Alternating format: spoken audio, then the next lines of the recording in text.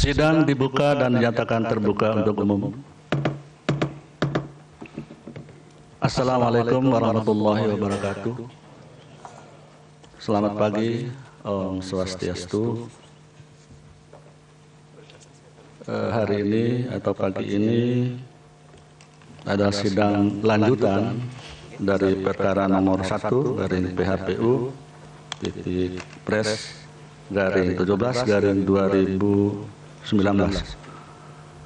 Agenda persidangan adalah untuk mendengar jawaban pihak terkait, termohon, kemudian keterangan pihak terkait dan keterangan Bawaslu.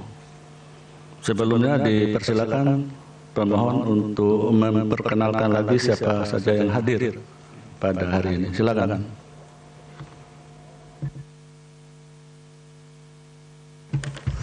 Terima kasih Bapak Ketua Majelis Mahkamah Konstitusi. Ada 3 hal Pak yang ingin dikemukakan. Hari ini bagian yang pertama, saya didampingi oleh tim lawyers, kolega saya Teguh Nasrullah dan Iskandar Sonhaji. Ada tim pendamping, ada Pak Dasto dan Pak Riza. Tim asistensi, ada di belakang, saya tidak sebut satu persatu namanya. Kami membagi tugas Pak, tim lawyers kami, karena harus tetap konsolidasi barang bukti.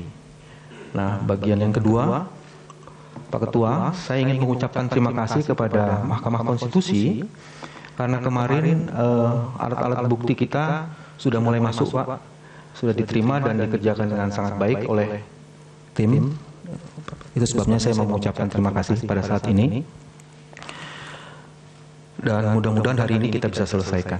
Bagian ketiga yang terakhir Pak Ketua, setelah nanti pembacaan jawaban, kami akan menyerahkan 2 surat Pak Ketua yang kami tujukan kepada Pak Ketua Mahkamah Konstitusi. Tapi nanti biar akan serahkan kemudian. Ya. Terima kasih Pak Ketua, dan yang terakhir mungkin daftar typo itu juga akan kami serahkan nanti, typo error di wordingnya. Kira-kira itu saja Pak Ketua. Terima kasih. Baik. Termohon siapa yang hadir? Silakan. Bismillahirrahmanirrahim. Terima kasih yang mulia. Assalamualaikum warahmatullahi wabarakatuh. Dari pihak termohon hadir jajaran pimpinan KPU, ada Pak Ketua Pak Arief Budiman, ada Pak Hasyim Asy'ari, ada Ibu Evida Novida Ginting, ada Pak Ilham Saputra, ada Pak Pramono Ubed Tantowi, ada Pak Wahyu Setiawan dan Pak Firyan.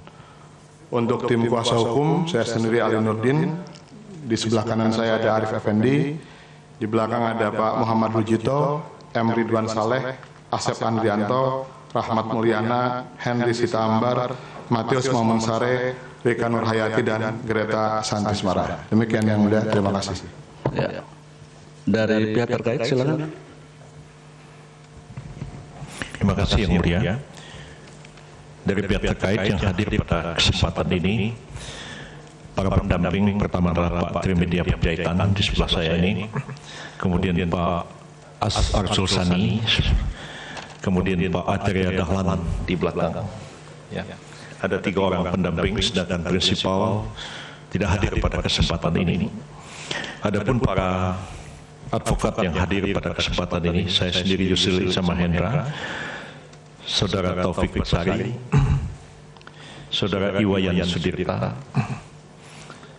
kemudian Saudara Ade Irfan Pulungan, Saudara Luhut Pangaribuan, Saudara Teguh Samudra, Saudara Destinal Armunanto di belakang, kemudian Saudari Nurmala,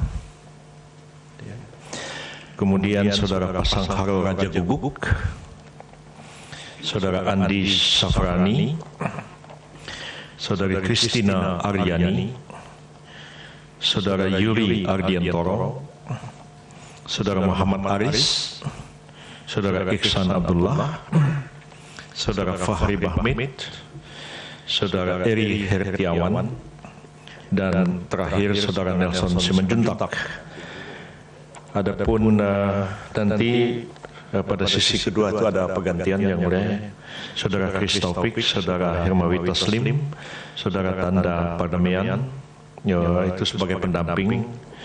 Kemudian Saudara Ignatius Andi, Saudara Sira Prayuna, Saudara Gugum Ridho Putra, dan Saudara Muslim Jaya Utara. Demikian yang mulia. Baik. Bawaslu silakan. Terima kasih Ketua dan Majelis Konstitusi yang mulia. Kami Bawaslu hadir, saya sendiri Abhan, didampingi oleh Kepala Biro Pak Laboyoni, kemudian Pak Ferdinand dan Kabak Pak Agung, beserta jajaran staf pendukung. Demikian, terima kasih yang mulia. Ya, baik, terima kasih. Sebelum termohon menyampaikan jawaban, perlu disampaikan untuk pemohon penyerahan alat bukti tambahan sekiranya ada masih diberi kesempatan sampai besok pagi sebelum hari sidang. Kemudian untuk termohon dan pihak terkait sampai hari Kamis pagi ya, sebelum sidang. Baik, silakan termohon dengan jawabannya. Boleh di podium seperti pemohon kemarin atau tersebut. Oh iya, satu lagi sebentar. Ada lagi yang mengajukan permohonan untuk jadi pihak lain ya, atau pihak terkait. Sebagaimana yang disampaikan kemarin, permohonan semacam itu tidak dapat diterima. Jadi ada 16, kemarin 15 tambah satu lagi. Ya mungkin itu saja. Kemudian alokasi waktu ya sama seperti pemohon, maksimum 3 jam. Ya kalau kurang dari itu juga ya boleh. Malah bagus. Ya silakan. Mau di podium atau di situ? Oh silakan.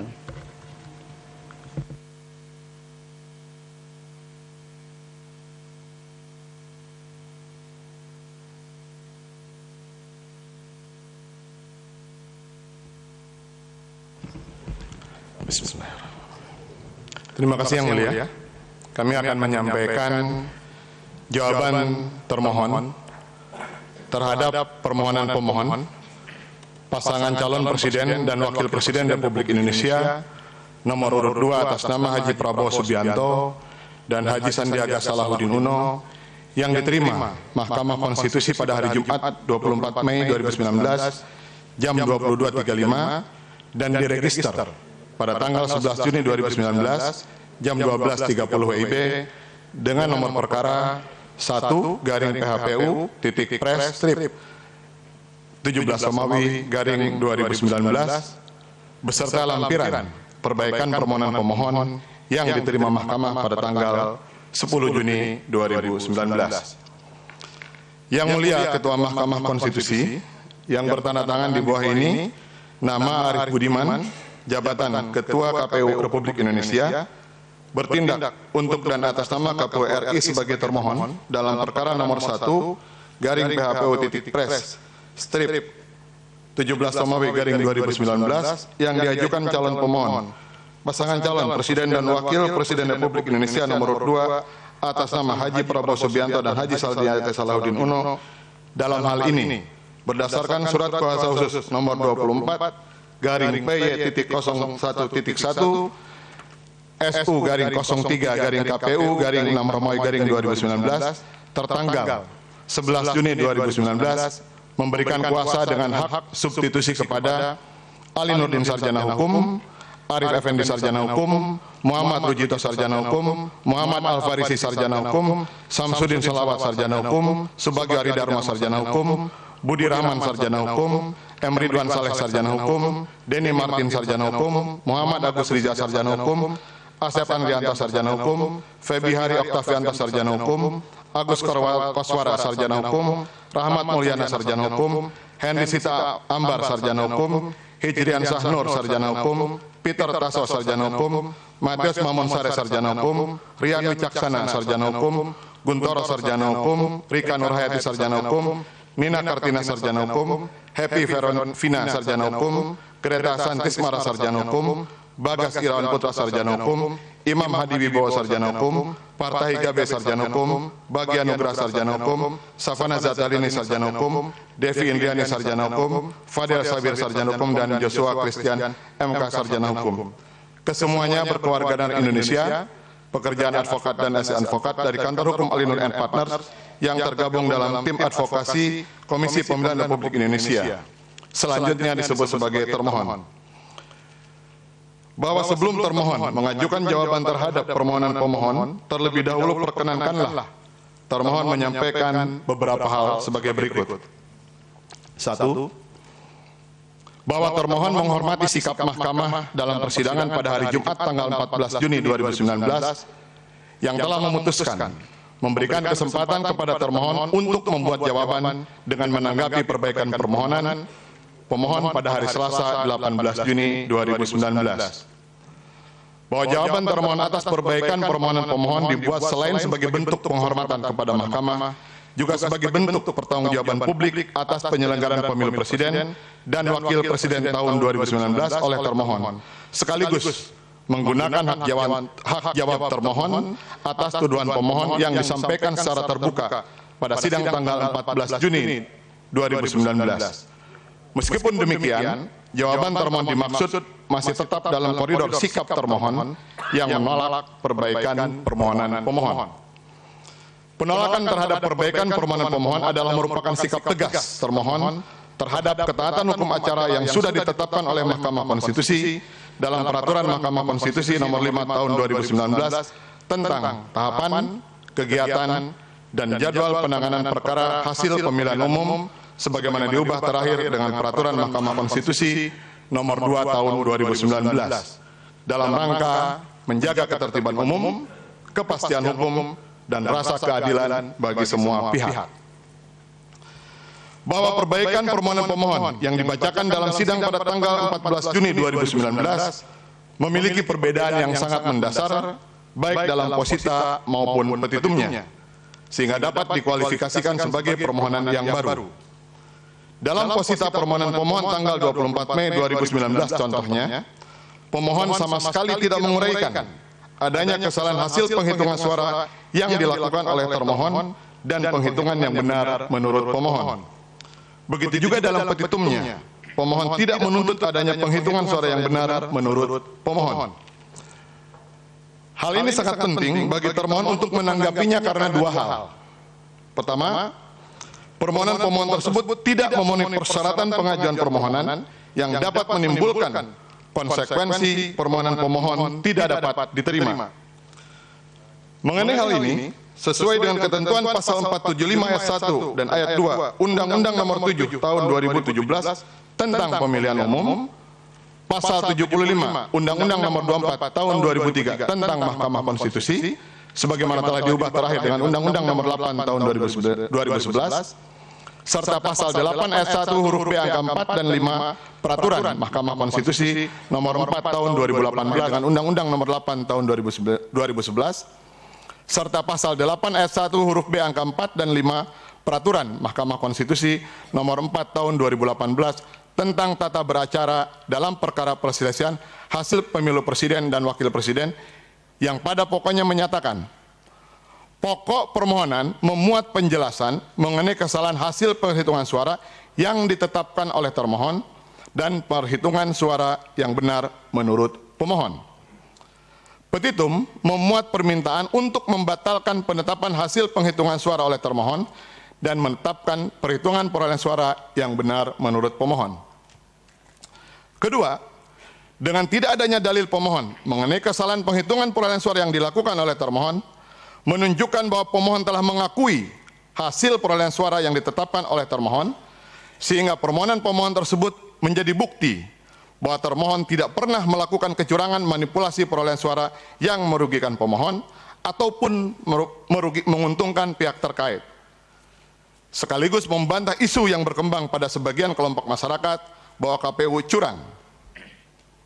Karena apabila pemohon memiliki bukti bahwa KPU curang melakukan manipulasi perolehan suara yang telah ditetapkan sebagaimana terdapat dalam objek sengketa, tentunya sejak awal pemohon akan mengajukan permohonan yang menguraikan kesalahan hasil penghitungan suara baik pada tingkat TPS, desa, kelurahan, kecamatan, kabupaten, provinsi, sampai tingkat nasional.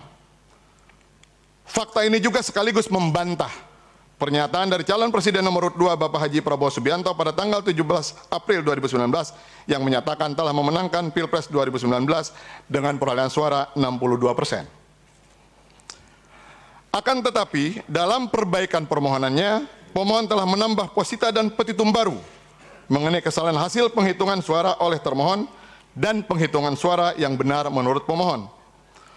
Walaupun dalil tersebut tidak jelas dari mana asalnya, karena pemohon hanya menguraikan perolehan suaranya sampai pada tingkat provinsi, sedangkan penetapan perolehan suara yang ditetapkan termohon merupakan hasil rekapitulasi secara berjenjang dari provinsi, tingkat kabupaten kota, tingkat kecamatan, sampai dengan tingkat TPS. Persyaratan pengajuan permohonan kepada Mahkamah sebagaimana ditentukan dalam pasal 4751 dan 2 Undang-Undang Pemilu, pasal 75 Undang-Undang MK, dan pasal 8 ayat 1 huruf B angka 4 dan angka 5 PMK 4 2018. Begitu juga posita lainnya yang menyangkut tuduhan masifnya kecurangan dalam Pilpres 2019 yang ditujukan kepada termohon, mulai halaman 81 sampai dengan halaman 96 perbaikan permohonan pemohon tidak pernah ada sebelumnya dalam permohonan pemohon tanggal 24 Mei 2019. Tidak adanya tuduhan kecurangan yang masif dalam permohonan pemohon menunjukkan bahwa pemohon tidak memiliki bukti-bukti nyata adanya kecurangan yang dilakukan oleh termohon. Karena jika betul-betul pemohon memiliki buktinya, tentunya sudah diajukan pemohon dalam permohonannya. Oleh karenanya, permohonan pemohon bertanggal 24 Mei 2019 menjadi bukti bahwa termohon telah bekerja dengan benar dalam melaksanakan Pilpres 2019. Adanya tambahan dalil pemohon mengenai kecurangan masif yang dilakukan oleh termohon terlihat semata-mata hanya untuk melengkapi gugatan pemohon, menambah unsur adanya pelanggaran masif oleh termohon sebagai penyelenggara pemilu. Sebagaimana terbukti dari dalil-dalil yang diajukan oleh pemohon yang mengakui ketidakjelasan lokasi tempat kejadian yang dituduhkan. Tuduhan pemohon mengenai hal ini sangat tidak jelas karena tidak menguraikan kapan kejadian pelanggaran kecurangan terjadi, di mana lokasinya, siapa pelakunya, bagaimana kejadiannya, dan apa pengaruhnya terhadap perolehan suara pasangan calon. Pentingnya penambahan dalil adanya kecurangan masif oleh termohon sebagai penyelenggara pemilu rupanya baru disadari oleh pemohon belakangan. Setelah permohonan pertama diajukan karena pelanggaran yang bersifat terstruktur, sistematis, dan masif harus memenuhi unsur adanya keterlibatan penyelenggara pemilu dan dampaknya terhadap perolehan suara pasangan calon sebagaimana jurisprudensi tetap Mahkamah Konstitusi dalam perkara nomor 17 garing PHPU.D strip 8 Mamawi garing 2010 tanggal 11 Juni 2010 halaman 69 yang dimaksud dengan pelanggaran terstruktur, sistematis, dan masif adalah pelanggaran yang melibatkan sedemikian banyak orang, dirancang secara matang, dan melibatkan pejabat serta penyelenggara pemilu secara berjenjang. Hal ini bisa dilihat dari dalil pemohon mengenai masifnya kecurangan, akan tetapi merujuk kepada kasus-kasus yang bersifat lokal, sporadis, dan acak serta spontan pada beberapa TPS yang bahkan lokasi TPS tersebut diakui oleh pemohon tidak diketahui. Begitu pula dalil pemohon mengenai perubahan perolehan suara hanya semata-mata digantungkan ke dalam kesalahan input data situng di 21 TPS dari 813.336 TPS. Suatu jumlah yang sangat tidak signifikan, apalagi terhadap kesalahan input data pada situng dimaksud, sudah dilakukan perbaikan, termasuk jika terdapat kesalahan sumber data C1 yang dipindai, sudah dilakukan koreksi pada rapat pleno terbuka di tingkat kecamatan yang dihadiri Bawaslu dan jajarannya dan saksi peserta pemilu termasuk saksi pemohon. Berdasarkan adanya posita baru dan petitum yang berbeda sebagaimana contoh yang diuraikan di atas, maka perbaikan permohonan haruslah dianggap sebagai permohonan baru yang berbeda dengan permohonan pemohon tertanggal 24 Mei 2019. Atau kalaupun dianggap sebagai perbaikan permohonan, maka permohonan tersebut telah memasukkan substansi baru yang tidak bisa dijadikan dasar pemeriksaan perkara dalam persidangan PHPU Pilpres di Mahkamah Konstitusi. Bahwa termohon pada dasarnya tidak berkeberatan dengan adanya perbaikan permohonan selama regulasi yang mengatur perbaikan permohonan tersebut jelas dasar hukumnya. Seperti dalam PHPU Pilpres tahun 2014 dan sengketa perselisihan hasil pilkada serentak tahun 2015 sampai dengan 2018 di Mahkamah Konstitusi, di mana termohon beserta jajarannya menanggapi dengan baik seluruh perbaikan permohonan yang diajukan sesuai dengan prosedur peraturan perundang-undangan demi menjaga tertibnya hukum acara, kepastian hukum, dan keadilan bagi semua pihak. Bahwa termohon perlu menyampaikan ketegasan sikap mahkamah dalam menangani sengketa perselisihan hasil pemilihan pilkada serentak terhadap perbaikan permohonan yang diajukan di luar tenggang waktu yang sudah ditetapkan oleh mahkamah sebagaimana diatur dalam peraturan Mahkamah Konstitusi. Sikap mahkamah terhadap perbaikan permohonan hanya diterima sepanjang menyangkut perbaikan atas kesalahan redaksional, bukan terhadap posita atau petitum baru. Sikap tegas mahkamah terhadap perbaikan permohonan dapat dilihat pada putusan nomor 1 garing PHP strip 16 Romawi garing 2018 mengenai perselisihan hasil pemilihan wali kota dan wakil wali kota Tegal tahun 2018. Oleh karena itu, perbaikan permohonan yang diserahkan pemohon pada tanggal 27 Juni 2018 yang menyangkut penambahan substansi permohonan sejak awal memang tidak akan dipertimbangkan mahkamah karena melewati tenggang waktu sebagaimana ditentukan oleh PMK 5 2017. Mahkamah dalam persidangan juga menegaskan bahwa perbaikan permohonan yang dipertimbangkan adalah perbaikan permohonan bertanggal 5 Juli 2018 yang diterima oleh kepanitiaan pada tanggal 10 Juli 2018. Dengan demikian, karena sejak awal mahkamah tidak menganggap ada perbaikan permohonan setelah persidangan, sehingga yang akan diperiksa pokok permohonannya dan dipertimbangkan oleh mahkamah pokok permohonannya adalah dari perbaikan permohonan yang diterima tanggal 10 Juli 2018 dan mengesampingkan perbaikan tanggal 27 Juli 2018 yang melewati batas waktu. Terlebih lagi, perbaikan tersebut menyangkut substansi permohonan. Bahwa argumentasi yang disampaikan pemohon dalam perbaikan permohonannya dengan merujuk kepada PHPU Presiden dan Wakil Presiden tahun 2014 tidak memiliki dasar hukum sama sekali. Karena hukum acara yang digunakan dalam menangani perkara PHPU Presiden dan Wakil Presiden di Mahkamah Konstitusi pada waktu itu, kebetulan saya hadir sebagai kuasanya, yaitu PMK nomor 4 tahun 2014, memang mengatur adanya perbaikan permohonan. Akan tetapi PMK nomor 4 tahun 2014 tersebut sudah dinyatakan tidak berlaku lagi oleh PMK nomor 4 tahun 2018. Ketentuan PMK nomor 5 tahun 2018 hanya mengatur perbaikan permohonan dalam perkara PHPU legislatif. Sedangkan untuk PHPU Presiden dan Wakil Presiden dikecualikan atau dilarang. Begitu juga dasar hukum yang dipakai oleh pemohon merujuk pada keterangan juru bicara Mahkamah Konstitusi. Karena keterangan juru bicara bukan merupakan dasar hukum yang tidak termasuk ke dalam hierarki ketentuan peraturan perundang-undangan yang menjadi sumber hukum. Bahwa sebagaimana lazimnya administrasi perkara di Mahkamah Konstitusi, cap register perkara berada pada bagian perbaikan permohonan, sebagaimana bisa dilihat oleh masyarakat luas di laman info penanganan pemilu website Mahkamah Konstitusi untuk berbagai jenis permohonan perselisihan hasil pemilihan gubernur dan wakil gubernur, bupati dan wakil bupati, wali kota dan wali kota.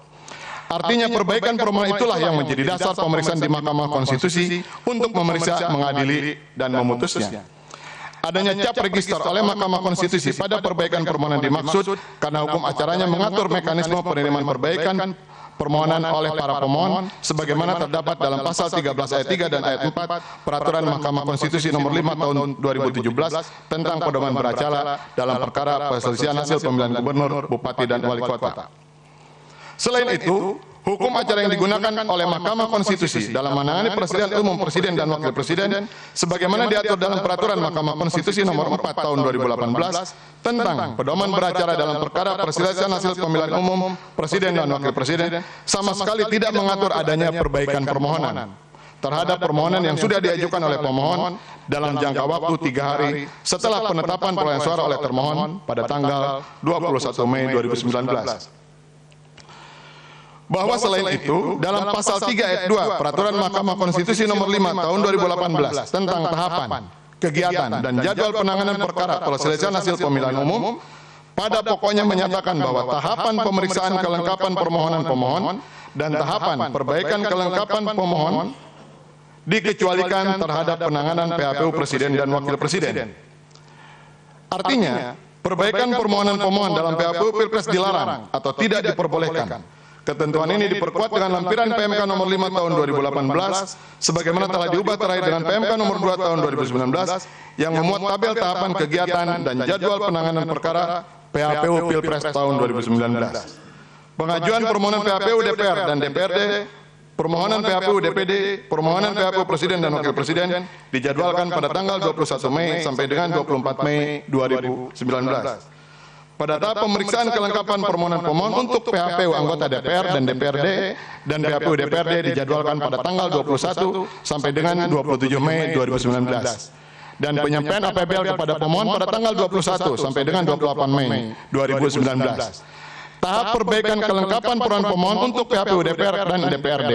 PHPU DPD dijadwalkan pada tanggal 28 Mei sampai dengan 31 Mei 2019. Sedangkan untuk tahapan perbaikan kelengkapan permohonan pemohon PHPU Presiden dan Wakil Presiden tidak dijadwalkan.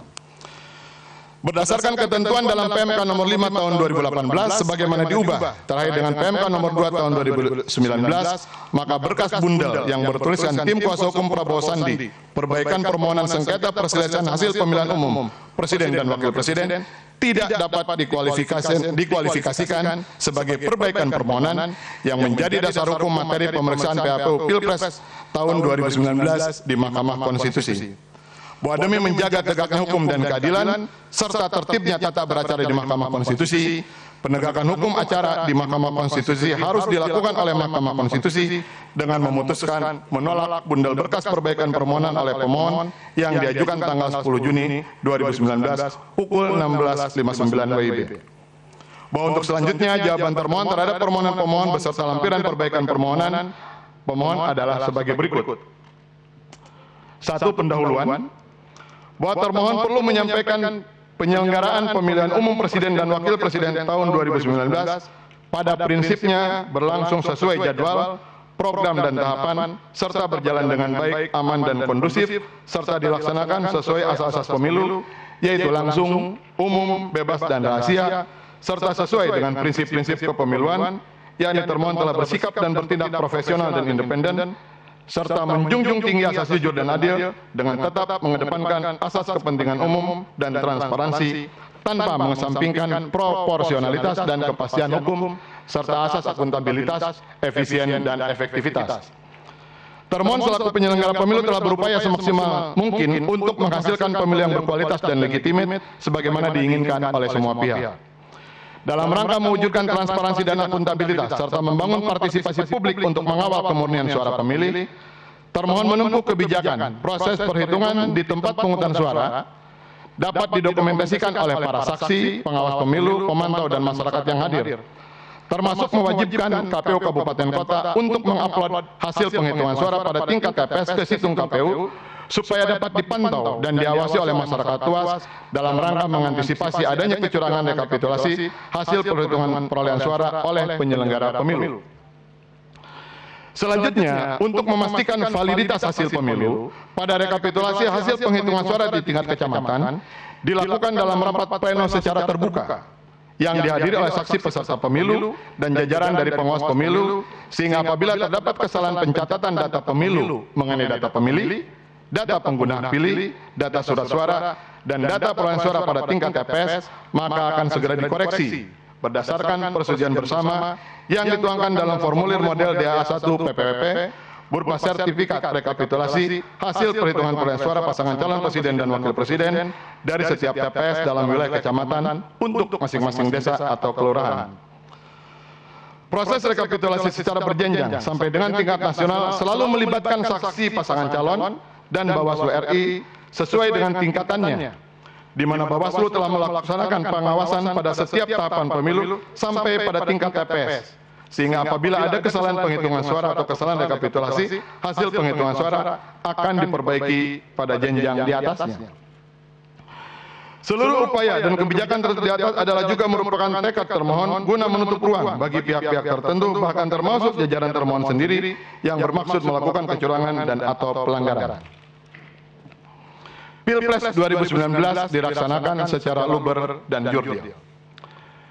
Termohon menyadari bahwa pemilu tahun 2019 ini menjadi batu ujian bagi semua pihak dalam melaksanakan prinsip-prinsip demokrasi, hukum dan hak asasi manusia, karena baru pertama kalinya dalam sejarah demokrasi di Indonesia, pemilu presiden dan pemilu legislatif dilaksanakan secara serentak dengan jumlah pemilih terbesar sepanjang sejarah bangsa Indonesia, yaitu sebanyak 192.770.611 pemilih dengan tingkat partisipasi sebesar 82%. Ada 158.012.506 pengguna hak pilih yang tersebar di 34 provinsi dan luar negeri, 514 kabupaten kota, 7.201 kecamatan, 85.530 desa kelurahan PPN, dan 813.336 TPS. Pelaksanaan pemilu Pilpres 2019 di Indonesia telah mendapatkan pujian dari berbagai negara di dunia karena berlangsung secara aman, damai, tanpa ada kecurangan yang berarti. Termohon selaku penyelenggara pemilu Pilpres dan Pileg 2019 secara serentak menyadari sepenuhnya bahwa pemilu yang dilaksanakan di Indonesia merupakan sarana perwujudan kedaulatan rakyat sebagai pelaksanaan ketentuan pasal 1 ayat 2 Undang-Undang Dasar 1945 bahwa kedaulatan berada di tangan rakyat dan dilaksanakan dengan menurut Undang-Undang Dasar. Makna dari kedaulatan berada di tangan rakyat yaitu bahwa rakyat memiliki kedaulatan, tanggung jawab, hak dan kewajiban untuk secara demokratis memilih pemimpin yang akan membentuk pemerintahan guna mengurus dan melayani seluruh lapisan masyarakat serta memilih wakil rakyat untuk mengawasi jalannya pemerintahan. Oleh karena itu, sebagai penyelenggara pemilu, termohon telah berusaha melaksanakan asas penyelenggaraan pemilu, yaitu asas langsung, umum, bebas, dan rahasia, jujur, dan adil, sebagaimana diatur dalam pasal 22E ayat 2 Undang-Undang Dasar 1945, jungto pasal 2 Undang-Undang Nomor 7 Tahun 2017 tentang Pemilihan Umum.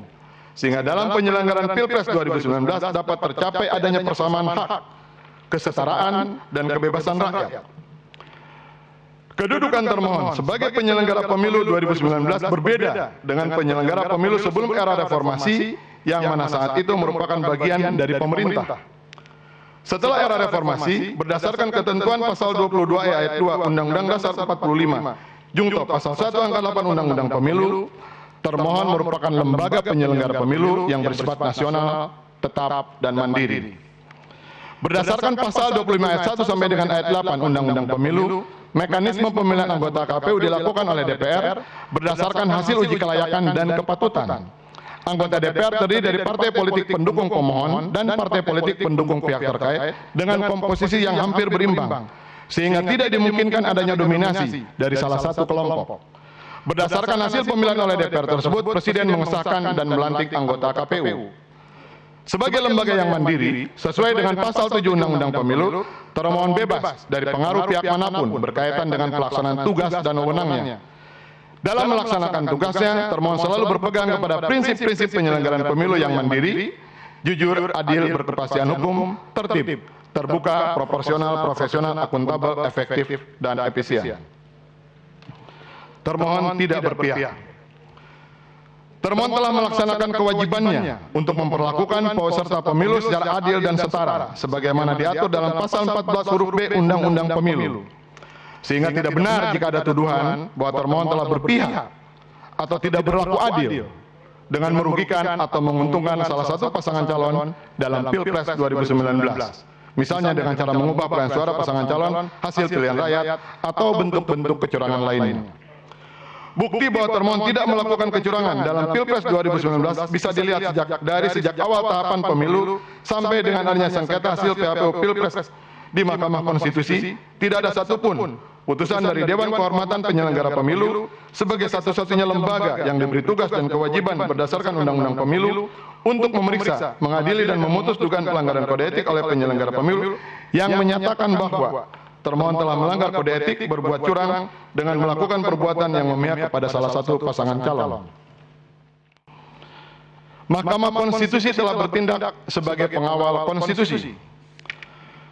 Bahwa berdasarkan rekapitulasi hasil penghitungan perolehan suara tingkat nasional untuk pemilu Pilpres 2019, termohon telah menerbitkan keputusan termohon nomor 98 tentang penetapan hasil pemilu presiden dan wakil presiden, anggota DPR, anggota DPD, anggota DPRD Provinsi, dan DPRD Kabupaten Kota secara nasional dalam pemilu tahun 2019. dan berita acara nomor 135 tentang rekapitulasi hasil penghitungan perolehan suara di tingkat nasional dan penetapan hasil pemilu tahun 2019 di mana pasangan calon nomor urut 1 atas nama Insinyur Haji Joko Widodo dan Profesor Dr. Kiai Haji Ma'ruf Amin memperoleh suara terbanyak sebesar 85.607.362 suara.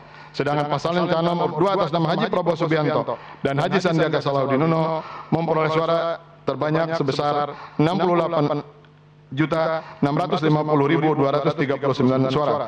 Dengan total suara sah adalah 154.257.601 suara. Terhadap keputusan tersebut, pemohon mengajukan permohonan perselisihan hasil pemilihan umum presiden dan wakil presiden ke Mahkamah Konstitusi tertanggal 24 Mei 2019.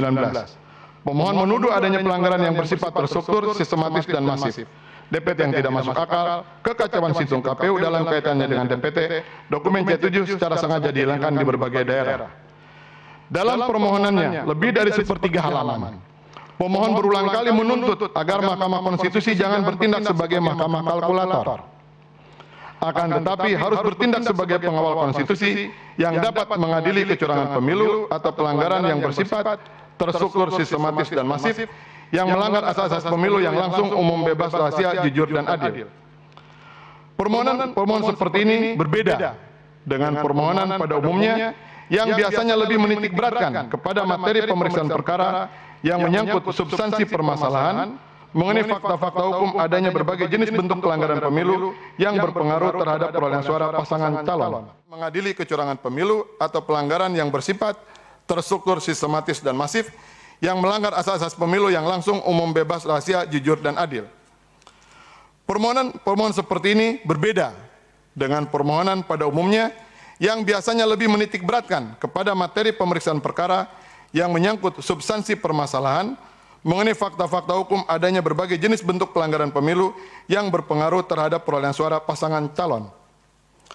Termohon melihat seakan-akan terdapat upaya pengalihan isu dari ketidakmampuan pemohon dalam merumuskan berbagai fakta hukum yang menjadi dasar pemeriksaan perkara dalam persidangan menjadi semata-mata karena kesalahan Mahkamah Konstitusi dalam memeriksa, mengadili, dan memutus perkara ini yang tidak sesuai dengan keinginan pemohon.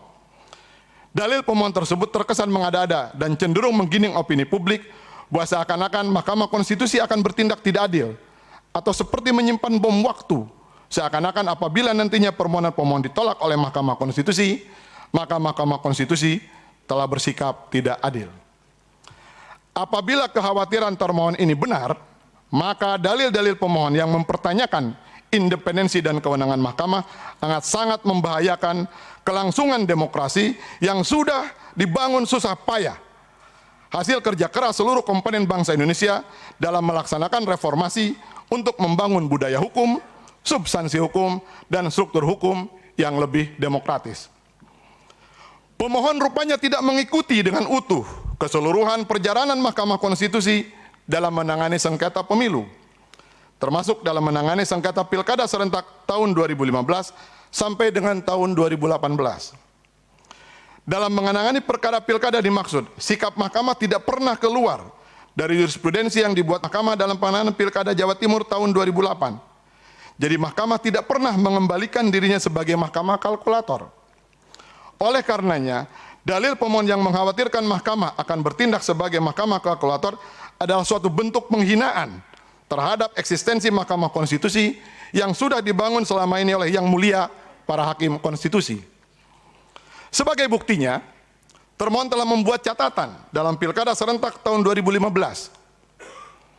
Dari 8 pemilihan gubernur dan wakil gubernur, bupati dan wakil bupati, atau wali kota dan wakil wali kota, yang perkaranya masuk pada tahap pembuktian atau tahap pemeriksaan persidangan setelah putusan dismisal di Mahkamah Konstitusi, terdapat 5 pemilihan yang diputuskan oleh Mahkamah untuk melaksanakan pemungutan suara ulang, yaitu di pemilihan bupati dan wakil bupati Kepulauan Sula, pemilihan bupati dan wakil bupati Teluk Bintuni, pemilihan bupati dan wakil bupati Muna, pemilihan bupati dan wakil bupati Membramo Raya, pemilihan bupati dan wakil bupati Halmahera Selatan.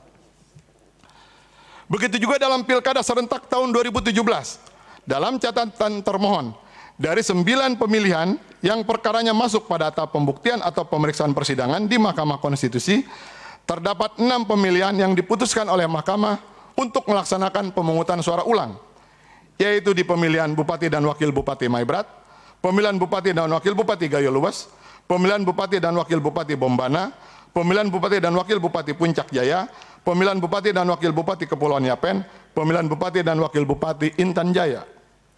Selain itu, dalam Pilkada serentak tahun 2018, dalam catatan termohon dari 9 pemilihan yang perkaranya masuk pada tahap pembuktian atau tahap pemeriksaan persidangan, terdapat 5 pemilihan yang diputuskan oleh Mahkamah Konstitusi untuk melaksanakan pemungutan suara ulang, yaitu pemilihan Gubernur dan Wakil Gubernur Maluku Utara, pemilihan Wali Kota dan Wakil Wali Kota Cirebon, pemilihan Bupati dan Wakil Bupati Dayai, pemilihan Bupati dan Wakil Bupati Sampang, pemilihan Bupati dan Wakil Bupati Timur Tengah Selatan.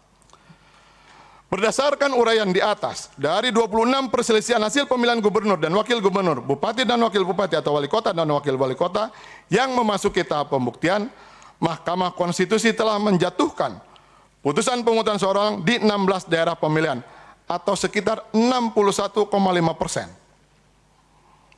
Dari 16 daerah pemilihan tersebut tidak ada satupun pertimbangan hukum yang didasarkan semata-mata karena adanya kesalahan hasil penghitungan suara.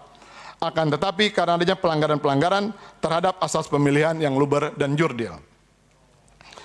Besarnya persentase ini menunjukkan bahwa Mahkamah Konstitusi telah menegaskan kedudukan dan kewenangannya dalam menangani sengketa pemilu bukan sebagai mahkamah kalkulator.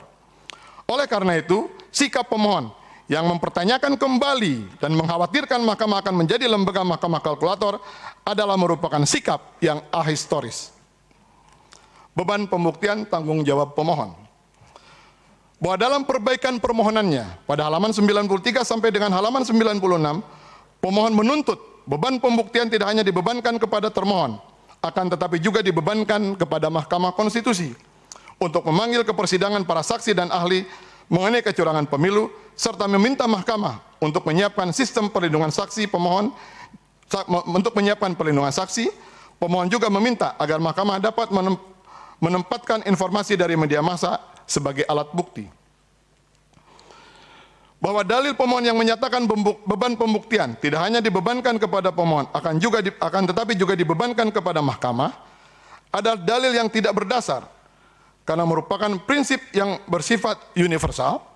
Siapa yang mendalilkan, maka dialah yang harus membuktikan. Berdasarkan asas hukum umum, yaitu asas actor incumbit onus probandi. Dalam kasus ini, pemohon menuduh berbagai jenis pelanggaran dan kecurangan yang dilakukan oleh pihak terkait dan atau kecurangan yang dilakukan oleh termohon. Karena pemohon yang mendalilkan kecurangan, maka sudah seharusnya pemohon pula yang membuktikan. Kesulitan yang dihadapi oleh pemohon bukanlah semata-mata karena faktor adanya ancaman atau intimidasi yang selama ini digembar-gemborkan oleh pemohon. Akan tetapi, karena ketidakjelasan dalil yang dibangun oleh pemohon yang tidak didasari oleh fakta-fakta dan bukti-bukti yang jelas. Misalnya, dalil pemohon yang dibangun mengenai adanya kecurangan oleh termohon, seperti pembukaan kotak suara di parkiran, sebagaimana terdapat pada halaman 81. Ternyata pemohon sendiri tidak mengetahui lokasinya, dan hanya menggunakan cuplikan rekaman video bahwa lokasinya di sebuah parkiran toko swalayan Alfamart. Terdapat belasan ribu toko Alfamart di Indonesia, sehingga di mana peran mahkamah dalam memanggil saksi terkait kasus tersebut. Dalam kasus seperti ini sudah pasti tidak bisa terungkap bagaimana hubungan kasus tersebut dengan perolehan suara pasangan calon. Memaksakan mahkamah untuk dibebani pembuktian memanggil saksi terhadap dalil-dalil pemohon yang tidak jelas adalah merupakan pelanggaran asas-asas peradilan yang cepat, murah, dan sederhana. Dengan demikian, dalil pemohon mengenai ini tidak beralasan dan oleh karenanya harus ditolak. Tuntutan pemohon yang menuntut mahkamah agar menciptakan sistem perlindungan saksi adalah merupakan tuntutan yang tidak berdasar dan cenderung berlebihan. Karena pemohon sesungguhnya sudah menyadari bahwa Mahkamah Konstitusi hanya memiliki tugas dan kewenangan yang berkaitan dengan penanganan sengketa hasil pemilu, pengajian undang-undang terhadap undang-undang dasar, sengketa kewenangan antar lembaga negara yang kewenangannya diberikan oleh undang-undang dasar, pembubaran partai politik, dan impeachment presiden dan wakil presiden. Tidak ada satupun ketentuan, baik dalam konstitusi maupun dalam undang-undang MK, yang memberikan kewenangan kepada Mahkamah Konstitusi untuk membuat sistem perlindungan saksi. Pemohon sesungguhnya menyadari bahwa sistem perlindungan saksi sudah ditangani secara khusus oleh Lembaga Perlindungan Saksi dan Korban berdasarkan Undang-Undang Nomor 13 Tahun 2006 tentang Perlindungan Saksi dan Korban, sebagaimana telah diubah dengan Undang-Undang Nomor 31 Tahun 2014. Dengan demikian, dalil pemohon mengenai hal ini tidak beralasan dan oleh karenanya harus ditolak. Dalil pemohon yang menuntut agar link berita dijadikan sebagai alat bukti adalah tidak berdasar. Karena sesuai dengan pasal 36 Peraturan Mahkamah Konstitusi Nomor 4 Tahun 2018 tentang tata beracara dalam perkara perselisihan hasil pemilihan umum presiden dan wakil presiden, alat bukti meliputi surat atau tulisan, keterangan saksi, keterangan ahli, keterangan pihak, petunjuk hakim, dan alat bukti lain yang diucapkan, dikirimkan, diterima, atau disimpan secara elektronik dengan alat optik atau yang serupa dengan itu.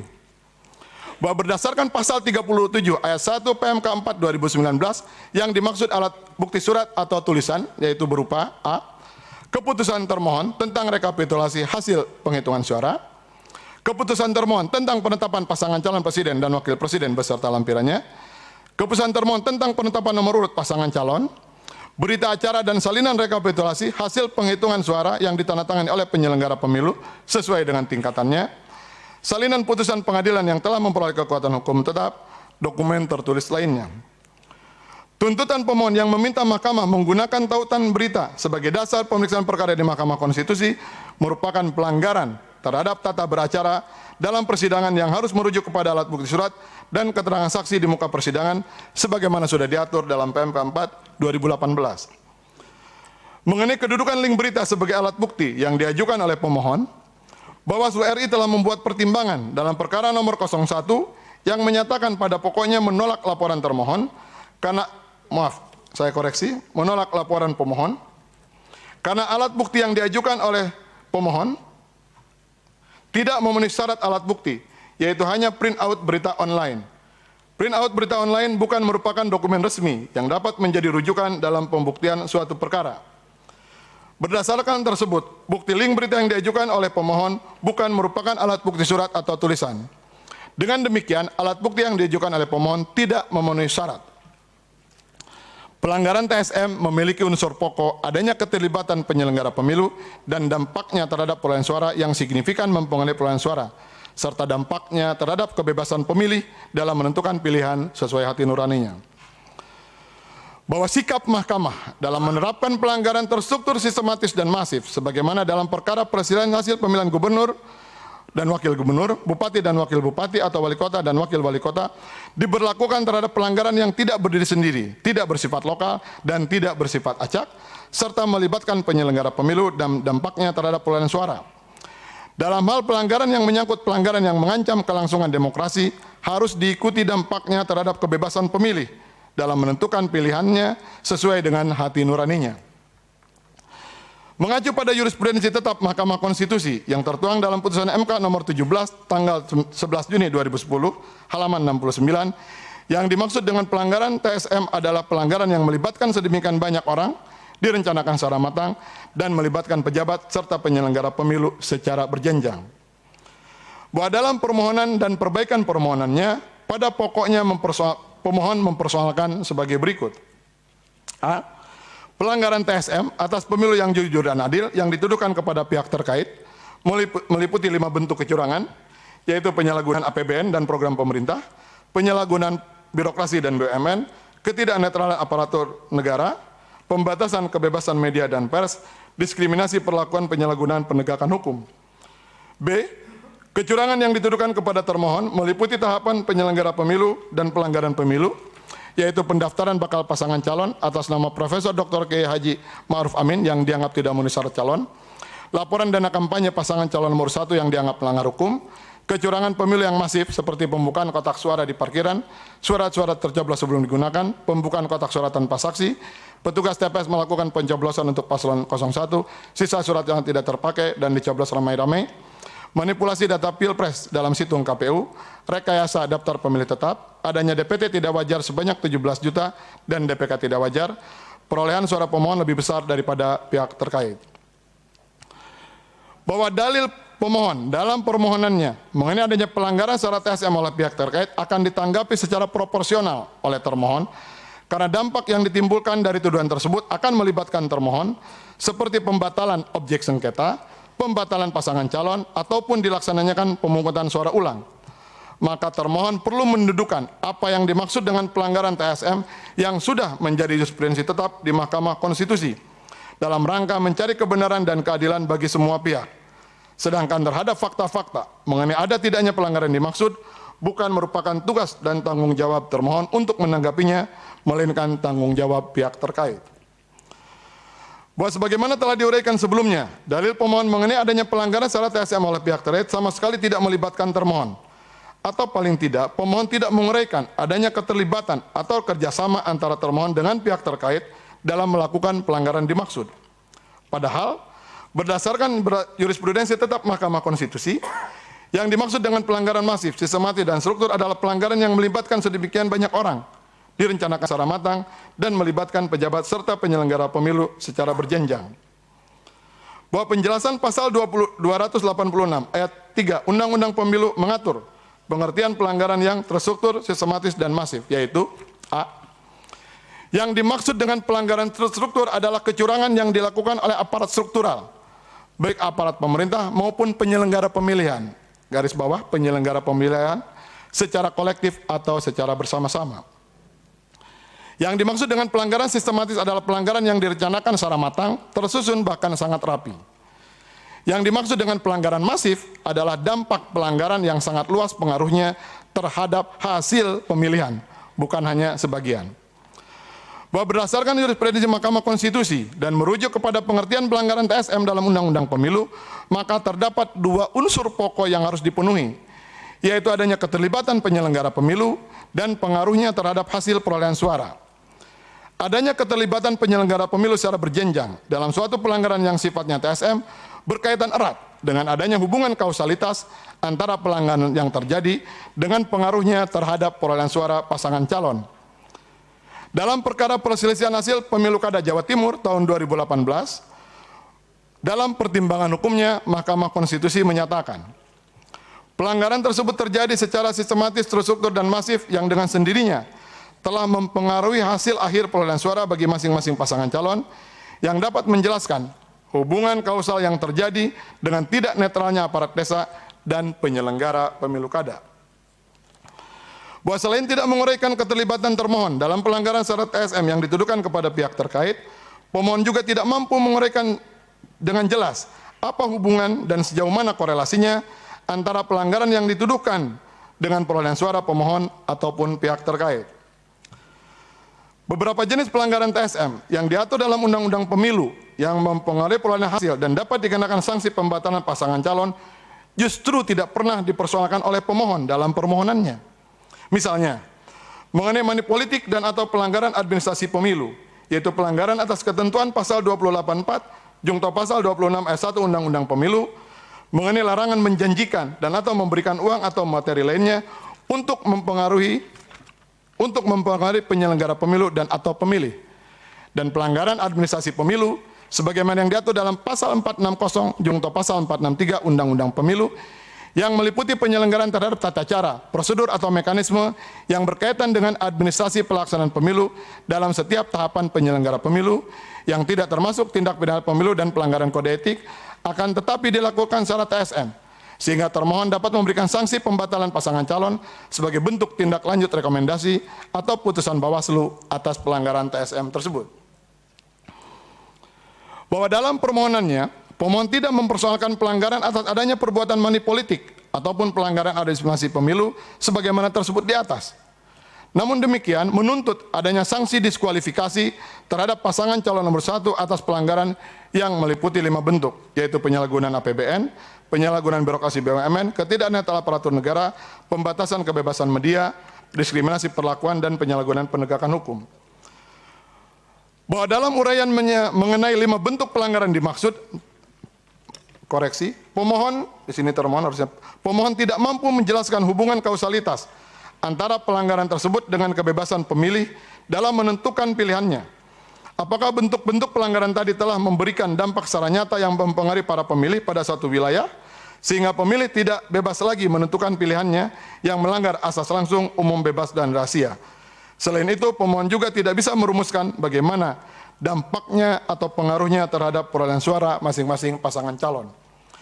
Dengan demikian, dari pemohon mengenai pelanggaran yang bersifat TSM atas 5 bentuk pelanggaran dimaksud tidak berpengaruh terhadap perolehan suara pasangan calon, sehingga dalil pemohon mengenai hal ini haruslah ditolak atau dikesampingkan. Dalil pemohon mengenai sanksi diskualifikasi yang merujuk kepada kasus Pilkada Kabupaten Kota Waringin Barat, Pilkada Kabupaten Bengkulu Selatan, Pilkada Kota Tebing Tinggi, dan Pilkada Kabupaten Supoiri adalah tidak relevan dan tidak berdasar menurut hukum. Kasus pembatalan pasangan calon tersebut pada dasarnya terbagi dua. A. Adanya pasangan calon yang tidak memenuhi syarat calon, sebagaimana terjadi dalam Pilkada di Kabupaten Bengkulu Selatan, Kota Tebing Tinggi, dan Kabupaten Supiori, yaitu tidak pernah dijatuhi pidana penjara berdasarkan putusan pengadilan yang telah memperoleh kekuatan hukum tetap, karena tindak pidana yang diancam dengan pidana penjara 5 tahun atau lebih, sebagaimana diatur dalam pasal 58 huruf F Undang-Undang Nomor 3 Tahun 2004 tentang Pemerintahan Daerah. Dalam kasus di Kabupaten Bengkulu Selatan, pasangan calon dibatalkan oleh Mahkamah Konstitusi karena calon bupati atas nama Haji Dirwan Mahmud telah pernah dijatuhi pidana penjara karena tindak pidana pembunuhan, ancaman lebih dari 5 tahun oleh Pengadilan Negeri Jakarta Timur. Putusan MK nomor 57 tahun 2008 halaman 124. Dalam kasus di Kota Tebing Tinggi, pasangan calon dibatalkan oleh Mahkamah Konstitusi karena calon wali kota atas nama Haji Muhammad Safni Cap telah pernah dijatuhi pidana penjara karena tindak pidana korupsi, ancaman lebih dari 5 tahun melalui putusan MK nomor 256/2008, putusan MK nomor 12 halaman 90. Dalam kasus di Kabupaten Supiori, pasangan calon dibatalkan oleh Mahkamah Konstitusi karena calon bupati atas nama Dr. Anas Hendrik Jamrumkabu ditetapkan sebagai calon bupati Kabupaten Supiori tahun 2010, padahal yang bersangkutan telah pernah dijatuhi pidana penjara karena tindak pidana korupsi, ancaman lebih dari 5 tahun melalui putusan MA nomor 2215/2009, sehingga tidak memenuhi syarat calon. Video putusan MK 182 halaman 86. B. Adanya pelanggaran yang sangat serius yang membahayakan demokrasi dan mencederai prinsip-prinsip hukum dan prinsip pemilu kada yang luber dan jurdil. Dalam kasus di Kota Waringin Barat, Mahkamah Konstitusi menyimpulkan bahwa selain terjadi pelanggaran terstruktur sistematis dan masif dalam bentuk pembagian uang secara masif kepada masyarakat, serta janji pembagian tanah seluas 2 hektar per orang, juga terjadi pelanggaran yang serius karena adanya pengancaman kepada para pemilih dengan melakukan teror yang membuat ketakutan bagi para pemilih, sehingga tidak bisa menggunakan hak pilihnya dengan bebas sesuai hati nuraninya, yang mengancam prinsip pemilu yang luber dan jurdil. Putusan MK nomor 45 halaman 191. Sebagai catatan, dalam perkara tersebut, pasangan calon Haji Sugianto Eko tidak masuk sebagai pihak terkait, sehingga tidak bisa mengajukan bantahan atas tuduhan yang didalilkan oleh pemohon. Ketiga kasus diskualifikasi akibat pasangan calon tidak memenuhi syarat seperti di Pilkada Bengkulu Selatan, Kota Tebing Tinggi, dan Supiori, tidak bisa dipersamakan dengan kasus tuduhan ketidaklengkapan persyaratan calon Kiai Haji Ma'ruf Amin. Karena dalam pilkada di Kabupaten Bengkulu Selatan, Kota Tebing Tinggi, dan Kota Supiori, dan Kabupaten Supiori, maaf kami koreksi, terdapat persyaratan calon tidak pernah dijatuhi pidana penjara yang ancaman pidananya 5 tahun atau lebih, sedangkan calon bupati yang bersangkutan melanggar ketentuan tersebut. Sedangkan dalam calon Profesor Dr. Kiai Haji Ma'ruf Amin dalam kedudukannya sebagai Dewan Pengawas Syariah Bank Mandiri Syariah dan Bank Syariah Mandiri tidak melanggar ketentuan harus mengundurkan diri dari jabatan BUMN karena kedua bank dimaksud bukan BUMN. Ketentuan pasal 1 angka 1 Undang-Undang Nomor 19 Tahun 2003 tentang Badan Usaha Milik Negara mengatur pengertian BUMN, yaitu badan usaha yang seluruh atau sebagian besar modalnya dimiliki oleh negara melalui penyertaan secara langsung yang berasal dari kekayaan negara yang dipisahkan. Dalam kasus ini, kedua bank dimaksud tidak mendapatkan penyertaan langsung dari kekayaan negara yang dipisahkan, sehingga tidak dikategorikan sebagai BUMN. Selain itu, berdasarkan ketentuan pasal 1 angka 15 Undang-Undang Nomor 21 Tahun 2018 tentang Perbankan Syariah telah mengatur bahwa Dewan Pengawas Syariah termasuk kategori pihak yang memberikan jasanya kepada bank syariah, seperti halnya akuntan publik, penilai, dan konsultan hukum. Kedudukan hukum Dewan Syariah adalah bukan pejabat, yang berbeda dengan pihak komisaris, direksi, pejabat, dan karyawan Bank Syariah. Sehingga tidak ada kewajiban bagi calon wakil presiden atas nama Profesor Dr. Kiai Haji Ma'ruf Amin untuk mundur dari jabatannya sebagai Dewan Pengawas Syariah dari PT Bank BNI Syariah dan PT Bank Syariah Mandiri. Bahwa tuduhan pemohon mengenai pelanggaran yang dilakukan oleh pihak terkait dalam Pilpres 2019 tidak ada satupun yang memiliki pola sama dengan perkara di Kota Waringin Barat. Karena pemohon dalam permohonannya tidak mendalilkan adanya pelanggaran oleh pihak terkait dalam bentuk pembagian uang atau janji kepada masyarakat, ataupun dalil pemohon yang menuduh pihak terkait melakukan perbuatan pengancaman serius kepada para pemilih yang membuat masyarakat tidak dapat menggunakan hak pilihnya dengan bebas sesuai hati nuraninya. Bahwa sanksi diskualifikasi oleh Mahkamah Konstitusi tidak bisa serta-merta diterapkan kepada pasangan calon atas pelanggaran yang bersifat TSM.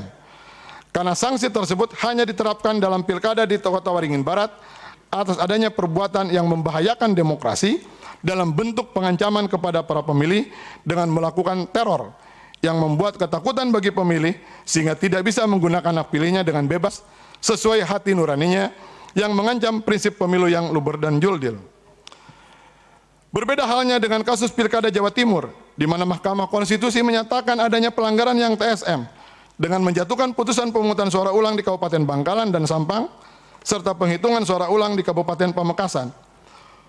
Walaupun menyatakan terbukti ada pelanggaran yang TSM, akan tetapi Mahkamah tidak menjatuhkan sanksi diskualifikasi ataupun pemungutan suara ulang di seluruh wilayah Jawa Timur dengan alasan untuk melindungi hak konstitusional para pemilih yang beritikat baik yang memilih pasangan calon Karsa. Dalam pertimbangan hukumnya, halaman 131 Mahkamah Konstitusi menyatakan, menimbang bahwa opsi untuk mendiskualifikasi perolehan suara calon Karsa di daerah kabupaten-kabupaten yang terkena dampak pelanggaran struktural sebagaimana diuraikan di atas, baik dengan maupun tanpa memperhitungkan pada perolehan suara pasangan KJ untuk kemudian melakukan penghitungan perolehan suara, berdasarkan hasil kondisi pemungutan suara yang telah terjadi demikian, dapat dipandang mencederai hak-hak demokrasi pemilih pasangan calon Karsa yang beritikat baik karena menjadi tidak diperhitungkan dalam proses demokrasi secara sewajarnya. Bahwa terkait dengan dalil pemohon yang merujuk contoh kasus dalam Pilkada Kota Makassar atas putusan Mahkamah Agung dalam perkara nomor 250 yang membatalkan pasangan calon Muhammad Ramdhani Pomanto, Indira Mulyasari, karena calon wali kota Muhammad Ramdhani Pomanto selaku incumbent dianggap melanggar pasal 71 ayat 3 Undang-Undang Pilkada adalah tidak berdasar. Karena dalam perkara dimaksud sudah ada hukum positif yang mengatur ketentuan larangan bagi gubernur atau wakil gubernur, bupati atau wakil bupati, dan wali kota atau wakil wali kota untuk menggunakan kewenangan, program, dan kegiatan yang menguntungkan dirinya sebagai petahana. Pelanggaran atas pasal 71 ayat 3 Undang-Undang Pilkada yang dimaksud dikenakan sanksi pembatalan sebagai calon oleh KPU sebagaimana diatur dalam pasal 71 ayat 5 Undang-Undang Pilkada. Dengan demikian, dalam kasus Pilkada Kota Makassar sudah terdapat hukum positif yang mengatur larangan penyalahgunaan wewenang dengan sanksi pembatalan calon. Sedangkan dalam perkara pemilu presiden, tidak ada sanksi pembatalan atas larangan penyalahgunaan wewenang. Karena dasar hukumnya berbeda, perbandingan antara kasus Pilkada Kota Makassar yang diputuskan oleh Mahkamah Agung tidak bisa disejajarkan atau diperbandingkan dengan perkara perselisihan hasil pemilihan umum Pilpres yang ditangani oleh Mahkamah Konstitusi. Sehingga terhadap tuduhan pelanggaran yang dilakukan oleh pihak terkait dalam sengketa Pilpres 2019 tidak bisa diterapkan Undang-Undang Pilkada yang mengatur pemilihan gubernur, bupati, dan wali kota. Berdasarkan uraian tersebut di atas, dalil pemohon mengenai adanya pelanggaran TSM oleh pihak terkait yang perlu dikenakan sanksi diskualifikasi adalah tidak relevan dan tidak berdasar menurut hukum sehingga pemohon mengenai hal ini haruslah dikesampingkan. Termohon telah menyelenggarakan pemilu dengan baik. Dari sisi penyelenggara pemilu, termohon sudah melaksanakan pemilihan presiden 2019 sesuai asas yang disebutkan di atas. Termohon memperlakukan semua pasangan calon Pilpres secara adil, transparan, terbuka, dan profesional. Setiap tahapan pelaksanaan Pilpres, termohon melibatkan semua pasangan calon, menerima masukan-masukan dari semua pasangan calon, merespon kritik-kritikan semua pasangan calon, dan melayani semua pasangan calon tanpa membeda-bedakan. Hal ini didukung oleh fakta bahwa tidak ada putusan Bawaslu yang menyatakan termohon telah melakukan pelanggaran secara TSM. Bahwa DPT yang dipersoalkan oleh pemohon merupakan persoalan yang sudah diselesaikan secara bersama-sama sejak awal antara termohon, pemohon, pihak terkait, serta Bawaslu. Dalam catatan termohon, terdapat 7 kali koordinasi antara termohon dengan pemohon, yaitu pada tanggal 15 Desember 2018, 19 Desember 2018, 19 Februari 2019, 1 Maret 2019, 15 Maret 2019, 29 Maret 2019, dan 14 April 2019. Termohon telah menindaklanjuti seluruh laporan pemohon dengan melakukan pengolahan data, berkoordinasi dengan Ditjen Dukcapil, mengadakan rapat koordinasi dengan KPU, KIP Provinsi, Kabupaten Kota, melakukan verifikasi faktual dengan metode sampling, melakukan diskusi terbatas dengan ahli demografi dan ahli statistik, serta melakukan pencocokan dan penelitian terbatas berdasarkan kesepakatan rapat tanggal 29 Maret 2019 antara termohon dengan para peserta pemilu. Pada intinya, semua data yang dipermasalahkan oleh pemohon setelah dilakukan verifikasi secara bersama-sama antara termohon, pemohon, Bawaslu, dan pihak terkait ternyata memenuhi syarat sebagai pemilih. Bukti atas laporan ini kami ajukan sebagai buku atas hasil tindak lanjut ini kami ajukan sebagai bukti. Dalil pemohon yang menyebutkan ada 17,5 juta pemilih yang tidak wajar karena memiliki tanggal lahir yang sama sebanyak 9.817.003 orang yang tanggal lahirnya 1 Juli, sebanyak 5.377.401 orang yang tanggal lahirnya 31 Desember, dan sebanyak 2.359.304 orang yang tanggal lahirnya 1 Januari adalah dalil yang tidak berdasar menurut hukum karena mereka semua memang terdata sebagai pemilih yang terdaftar dalam sistem administrasi kependudukan. Adanya penanggalan tanggal lahir yang sama pada para pemilih tersebut merupakan pelaksanaan kebijakan sistem informasi manajemen kependudukan sejak tahun 70 yang diterapkan pemerintah melalui Direktorat Jenderal Kependudukan Sipil Kementerian Dalam Negeri, di mana terhadap penduduk yang tidak tahu tanggal dan bulan lahirnya, maka akan dicatat pada tanggal 31 Desember. Sedangkan saat menggunakan sistem administrasi kependudukan sejak tahun 2004, bagi penduduk yang tidak tahu tanggal dan bulan lahirnya akan dicatat pada tanggal 1 Juli. Kebijakan pemerintah tersebut bukanlah merupakan hal yang baru, sebagaimana terdapat dalam Peraturan Menteri Dalam Negeri Nomor 19 Tahun 2010 tentang formulir dan buku yang digunakan dalam pendaftaran penduduk dan pencatatan sipil, pada bagian tata cara pengisian formulir biodata penduduk untuk perubahan data warga negara Indonesia. Formulir F1.1.06, di mana untuk pengisian data individu angka 9 tentang tanggal lahir disebutkan bahwa tanggal lahir ditulis sesuai dengan tanggal, bulan, dan tahun lahir. Jika pemohon tidak mengetahui tanggal lahirnya, harap ditulis tanggal 01 bulan 7 dalam kurung Juli, sedangkan tahun sesuai dengan pengakuannya. Bahwa tuduhan pemohon yang menyimpulkan termohon melakukan kecurangan yang didasari perolehan suara pemohon adalah 0 merupakan dalil yang tidak berdasar. Karena termohon sama sekali tidak bisa mengatur dan tidak mungkin melakukan rekayasa atas hasil perolehan suara pasangan calon. Proses pemungutan dan penghitungan perolehan suara dilakukan secara terbuka yang disaksikan oleh masyarakat banyak dan dihadiri oleh saksi peserta pemilu. Apabila saksi pemohon tidak ada di TPS, masih ada saksi partai politik pendukung pemohon yang berada di TPS yang dapat mengawasi dan melaporkan jika ada masalah.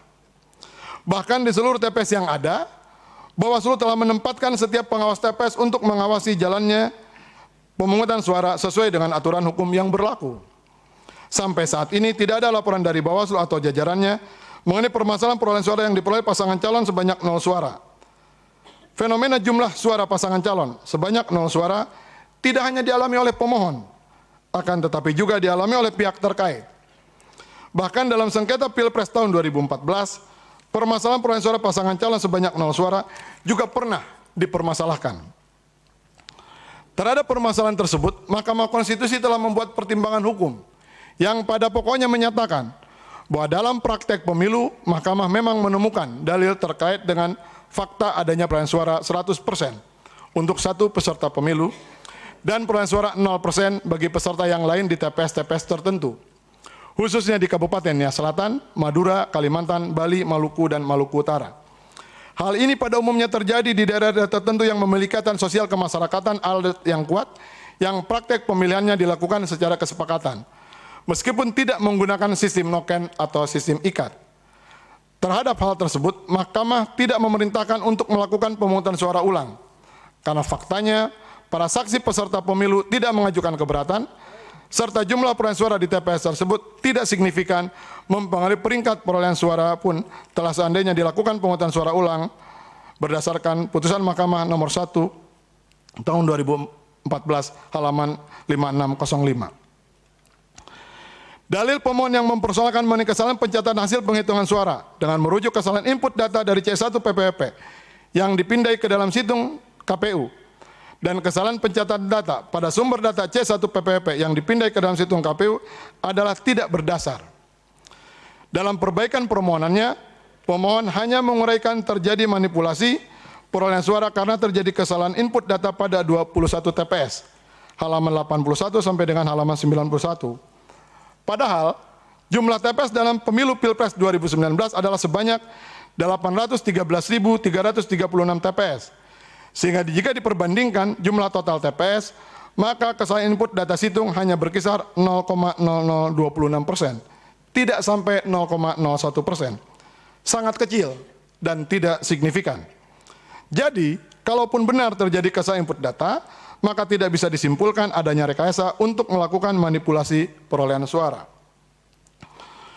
Tuduhan rekayasa situng untuk memenangkan salah satu pasangan calon adalah tuduhan yang tidak benar atau bohong, sebagaimana dikembangkan oleh salah satu pendukung pemohon, yaitu WN, yang baru 1 hari yang lalu, pada hari Senin kemarin, ditangkap oleh Barreskrim Polri, karena telah menyebarkan berita bohong, bahwa server KPU bocor, disetting untuk memenangkan pasangan calon Insinyur Joko Widodo dan Kiai Haji Ma'ruf Amin, dengan tetap menjaga kemenangan suara pihak terkait sebesar 57%. Pemohon tidak pernah mempersoalkan proses penghitungan suara di TPS-TPS dan rekapitulasi hasil penghitungan suara secara manual dalam rapat pleno di kecamatan yang menjadi dasar penetapan penghitungan perolehan suara tingkat nasional. Pencatatan data pada situng KPU bukan merupakan sumber data rekapitulasi berjenjang yang menjadi dasar penghitungan perolehan suara pada tingkat nasional. Karena pengelolaan data pada situng KPU hanyalah merupakan alat bantu yang berbasis teknologi informasi untuk mendukung akuntabilitas kinerja dalam pelaksanaan tahapan pemungutan penghitungan rekapitulasi serta penetapan hasil penghitungan suara pemilu 2019 sebagaimana ditegaskan dalam keputusan termohon nomor 536 tahun 2009 tentang petunjuk penggunaan sistem informasi penghitungan suara pemilu 2019. Dengan demikian, pemohon telah keliru atau gagal paham dalam menempatkan situng pada proses penghitungan dan rekapitulasi hasil penghitungan suara. Dalam pasal 61 ayat 9 dan ayat 10 PKPU nomor 3 tahun 2019 mengenai pemungutan dan penghitungan suara dalam pemilu disebutkan bahwa KPU Kabupaten Kota wajib memindai atau scan salinan formulir model C KPU, C1 KPU, C1 DPR, model C1 DPD, C1 DPRD Provinsi, dan C1 DPRD Kabupaten Kota, serta wajib mengirimkan hasil pindai tersebut kepada KPU melalui situng untuk diumumkan di laman KPU. Hal ini dimaksudkan sebagai bentuk sosialisasi kepada masyarakat, sebagai bentuk pelaksanaan prinsip penyelenggara pemilu yang jujur, adil, akuntabel, dan terbuka, sebagaimana diatur dalam pasal 3 Undang-Undang Pemilu, dan pelaksanaan atas kewajiban termohon untuk menyampaikan semua informasi penyelenggara pemilu kepada masyarakat sesuai pasal 14 huruf C Undang-Undang Pemilu. Oleh karena itu, hasil scan formulir model C KPU dan lampirannya berupa C1 dimaksudkan untuk diumumkan, bukan sebagai bahan dasar untuk proses rekapitulasi di tingkat kecamatan. Selain itu, pada laman info pemilu 2019 yang menampilkan situng KPU, terdapat tulisan disclaimer yang menyatakan bahwa A. Data entry yang ditampilkan pada menu hitung suara adalah data yang disalin apa adanya, sesuai dengan angka yang tertulis pada salinan formulir C1 yang diterima kabupaten kota dari KPPS. B. Apabila terdapat kekeliruan pengisian data pada formulir C1, dapat dilakukan perbaikan pada rapat pleno terbuka rekapitulasi di tingkat kecamatan. C. Apabila terdapat perbedaan data antara entry di situng dan salinan formulir C1, akan dilakukan koreksi sesuai data yang tertulis di salinan formulir C1. D. Data yang ditampilkan di situng bukan merupakan hasil resmi penghitungan perolehan suara. Penetapan hasil rekapitulasi penghitungan perolehan suara dilakukan secara berjenjang sesuai tingkatannya dalam rapat pleno terbuka. Dengan diumumkannya hasil scan model C dan C1 kepada masyarakat melalui situng, maka masyarakat dapat memberikan masukan atau mengawasi hasil penghitungan suara yang dilakukan oleh termohon beserta jajarannya dalam semua tingkatan. Sehingga proses penghitungan dan rekapitulasi hasil penghitungan suara yang dilakukan oleh termohon dapat diawasi oleh semua pihak, dapat dikontrol masyarakat luas, agar peluang untuk terjadinya kecurangan menjadi semakin sempit. Terkait dengan adanya kesalahan input data C1 ke situng KPU, termohon telah mengembangkan 2 model koreksi, yaitu berdasarkan laporan dari masyarakat dan monitoring secara internal. Di mana setelah diketahui ada kesalahan input data, maka segera dilakukan perbaikan input data oleh masing-masing operator yang berwenang pada kabupaten kota yang bersangkutan. Kesalahan input terjadi tidak saja untuk perolehan suaranya pemohon, akan tapi juga perolehan suara pihak terkait yang sifatnya acak, sporadis, sehingga tidak bisa disimpulkan hanya untuk memenangkan salah satu pasangan calon.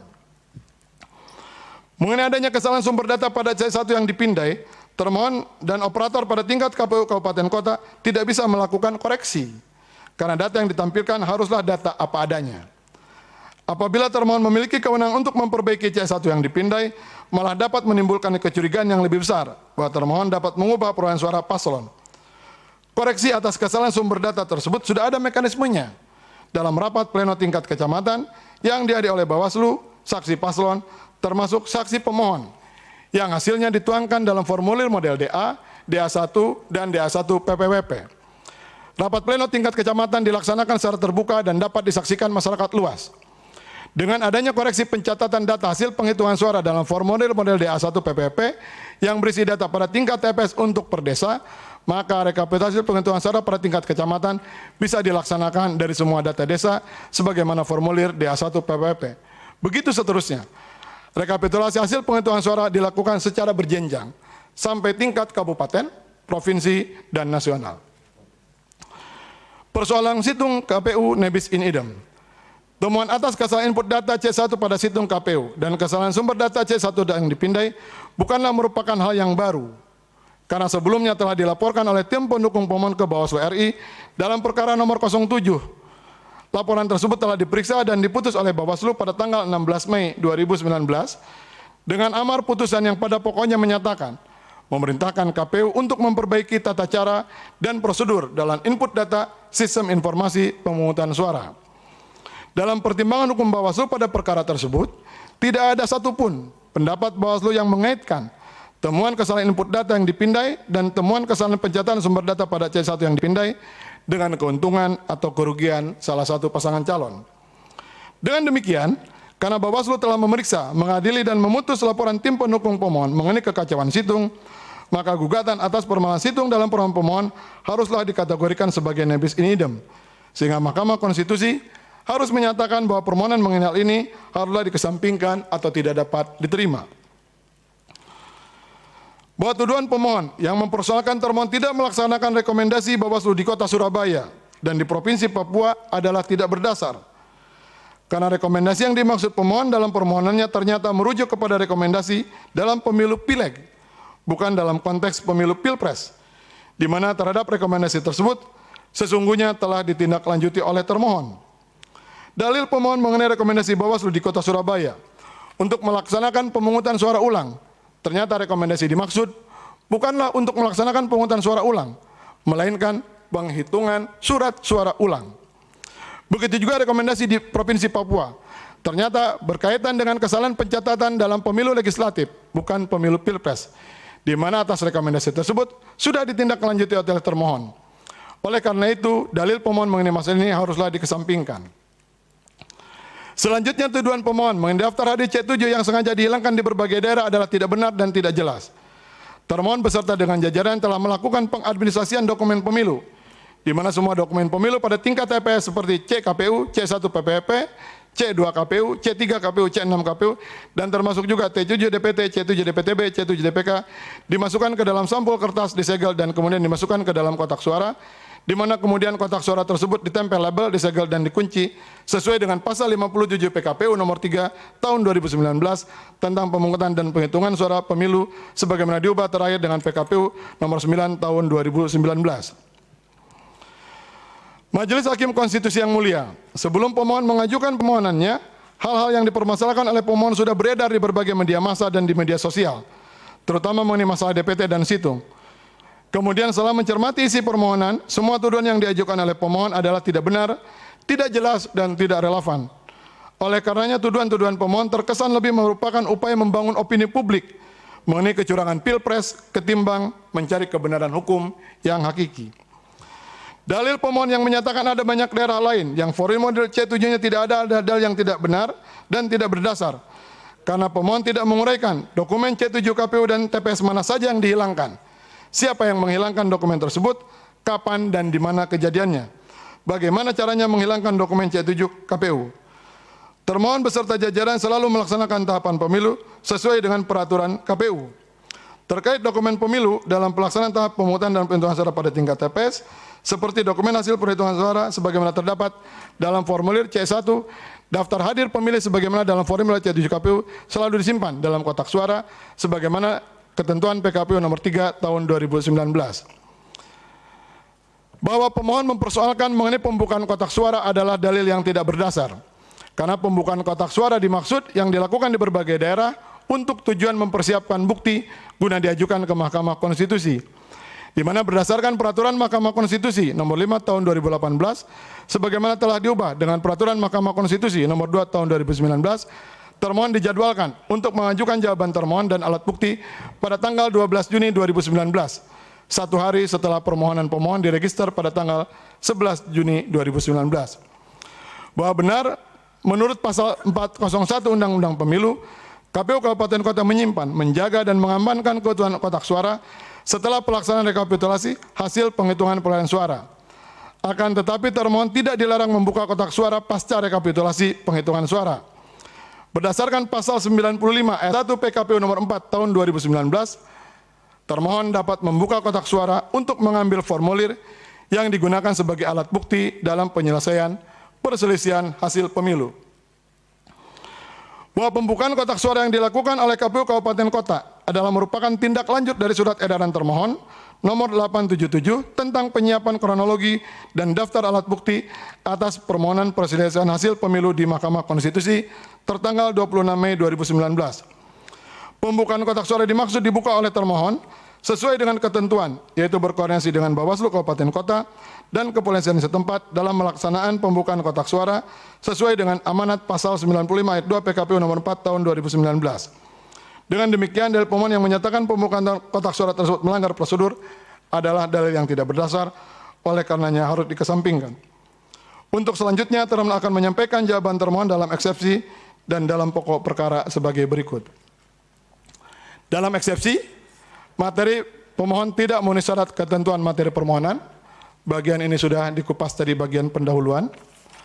Untuk gambaran umum, kami menyampaikan pelaksanaan tahapan seluruh tahapan pemilu Pilpres 2019, mulai dari tahap pendaftaran penetapan dan juga dalam perbaikan permohonan sudah kami jawab dalam jawaban termohon ini, yang pada pokoknya sudah kami sampaikan tadi dalam bagian pendahuluan. Petitum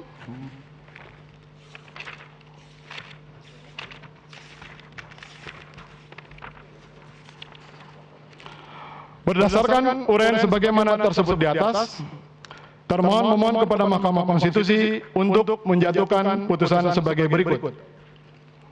Dalam eksepsi, menerima eksepsi termohon.